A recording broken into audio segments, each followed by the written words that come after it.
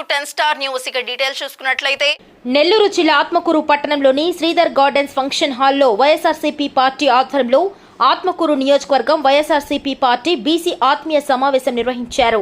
ఈ సమావేశంలో పాల్గొన్న వక్తలు మాట్లాడుతూ జగన్మోహన్ రెడ్డి ప్రభుత్వంలో బీసీలకు సరైన గౌరవం లభించిందని, అలాగే రాజ్యాధికారంలోనూ పలు పదవులలో బీసీ వర్గానికి కేటాయించిన ఏకైక ప్రభుత్వం వైఎస్ఆర్సీపీ పార్టీ ప్రభుత్వమే అని కొనియాడారు.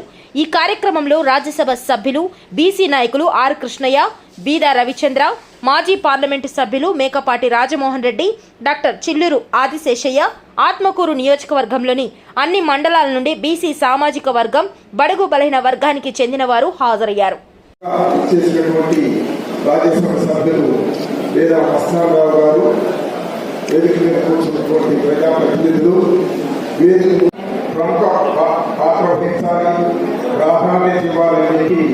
జగన్మోహన్ రెడ్డి గారు మనం చూస్తున్నాం.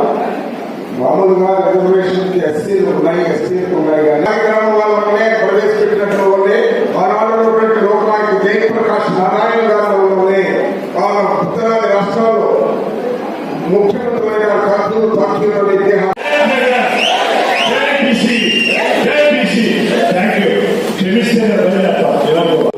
సామాజిక తత్వవేత్తగా మనకు న్యాయం చేస్తున్న వాస్తవాన్ని మనందరం కూడా గమనించాలని అందరం కూడా తెలియజేసుకుంటాం.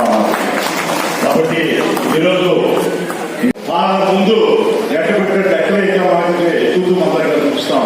అందువల్ల ఈరోజు మొట్టమొదటి రాష్ట్రం బీహార్ తర్వాత బీసీలు కులాలు కాబట్టి వాళ్ళకి బీసీలు ఈ మైనారిటీలు ఎస్సీ ఎస్టీలకి వాళ్ళు పైకి రావు. కానీ అదే జగన్ నా ఎస్సీ నా మైనార్టీ నా బీసీ అనేటువంటి చెప్పుకున్నటువంటి ఆయనకి ధైర్యం ఇంకా ఏదే ముఖ్యమంత్రికి ఈ రోజు వరకు నేను చదవబోతున్నాను అన్నామండి.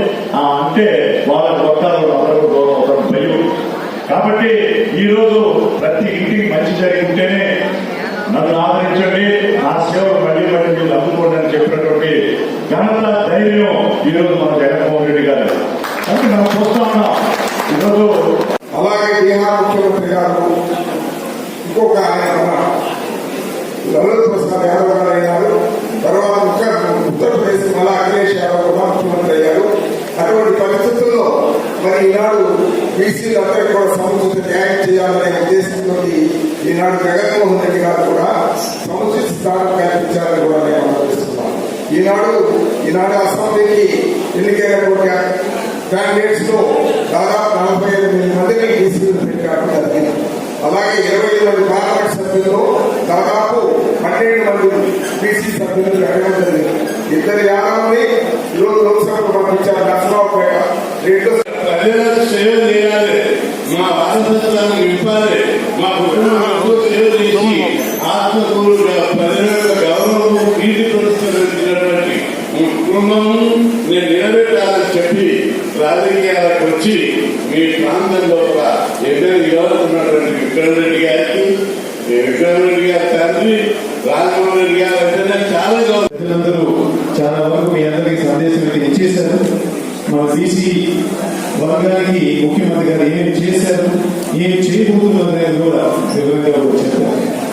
ఈ ఆంధ్రప్రదేశ్ కి బ్యాక్ బోన్ అంటే మీ అందరంటే చాలా గొప్ప చెట్టు కార్యక్రమం గొప్పగా రాజేయడం, ఊరికి ఒక పెన్షన్ ఇవ్వాలన్న మనం వాళ్ళని బతికినాడే అనుకునే పరిస్థితులు అవి ఏదో ఒక రోజు కసి తీసుకోవాలని చెప్పేసి బాగా కోపంతో ఉన్నారు మా కార్యక్రమాలు.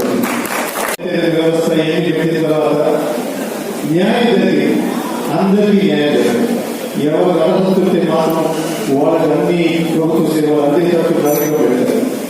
దానివల్ల ఏమైందంటే మన కార్యకర్తలు ఆ కోపం అంటే ఎన్నో గౌరవాలు చేసినా కానీ, ఎన్నో ఒత్తిడి చేసినా కానీ, ఎన్నో ప్యాకేజ్ ఇచ్చినా కానీ మీరందరూ ఈరోజు వైఎస్ఆర్సీపీ పార్టీకి గెలిచారంటే పార్టీ అసలైన బ్యాక్ బోన్ మీరని చెప్పి మీ అందరికీ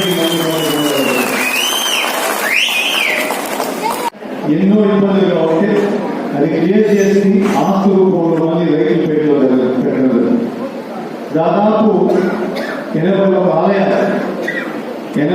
ఆలయాలు 10 లక్షల ఖర్చుతో, దాంట్లో 4 ఆలయాలు అయితే 1,50,00,000 కూడా ఈ ఒక్క సంవత్సరంలోనే మన ఆత్మకూరుకి దాదాపు 120 కోట్ల నిధులు, 80,000 ఎకరాలంటే దాని ఆస్తి విలువ మీరు చూసుకోండి. ఒక 10 లక్షలు వేసుకున్నా కానీ 8,000 కోట్ల ఆస్తి ఈరోజు ప్రజల జైల్లో పెట్టలేదు ఈ ఒక్క సంవత్సరం.